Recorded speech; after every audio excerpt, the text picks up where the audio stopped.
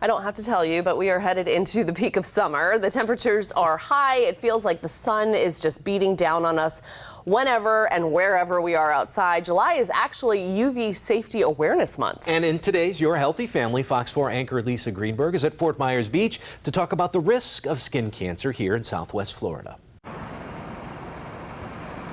Guys, I come out here on the one morning, of course, where it's raining, but it looks like the sun is finally starting to wake up a little bit out here, and at least we are blessed with these beautiful views this morning. Check out that rainbow. Doesn't it look so pretty? So at least there's that. But really the reason we are out here this morning is to talk about UV Safety Awareness Month. The UV rays from the sun, they can be so dangerous and harmful to our skin. Just ask Fox 4 photographer Kevin Smith. At 61 years old, he's already had 9 skin cancer procedures, and he wants to share his story because really his skin cancer journey started right here at the beach. I grew up at the beach in Jersey when I was a kid. Went there every day. There was no sunscreen. Mom said, get a good burn, get a good peel, you got a good base. No hats, shirtless, and now I'm paying for it. And paying for it 9 times over. I've had 8 Mohs surgeries and 1 melanoma surgery. But Fox 4 photographer Kevin Smith is here to tell the story and says all of us need to listen. Because in the long run, it's going to save you, it's going to help you, and you don't have to be a cancer survivor, and you don't have to go through what I'm going through.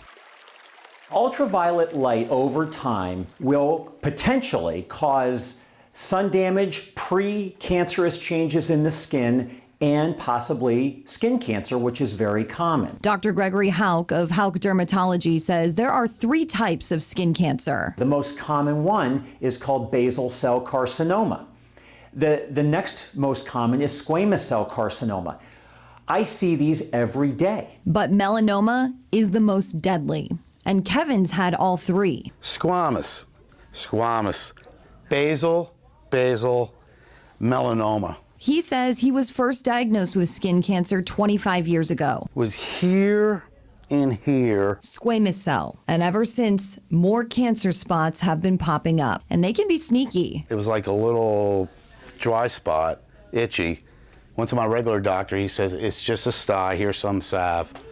After 2 months, it didn't go away. So I went to get my eyes checked, and I go, hey doc, well, what is this? He goes, oh, that's not good. That one was also squamous cell carcinoma, but it was his most recent bout that was the most dangerous. This spot doesn't look right. It came up fast. It was a little black and brown and weird shape. Right here on his calf, he told his dermatologist at his next appointment. They cut it out, biopsy it. About a week and a half later, I got a call, and it was the M word, which was my first melanoma. You don't screw around with melanoma. Now he goes to the dermatologist to get skin checks every 3 months. Do you have your sunscreen on?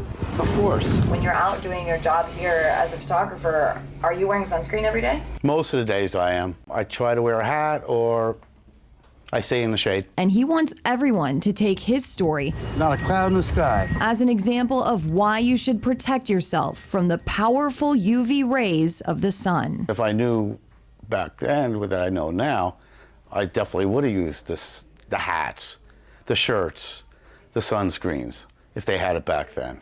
But I didn't. Now, you know, I'm paying the price. Well, at least you're keeping a good attitude about the whole thing. You gotta. You know, as far as I'm concerned, I'm still above ground. So obviously he is keeping a positive attitude throughout all he has to face. And keep in mind, even on a day like today where it's not the most sunny, it's a little cloudy and dreary, you can still feel those UV rays from the sun. So it's important to protect yourself. I've got my UV shirt on, so does my photographer Anvar here. I got a hat with me to keep my face protected. And of course you need to use sunscreen. But what kind of sunscreen? And what SPF do you need to use? Those questions I'm going to answer coming up in the next hour here on Fox 4 Morning News, or I should say later this hour, so keep it here. Chris, Amy, Trent, back to you.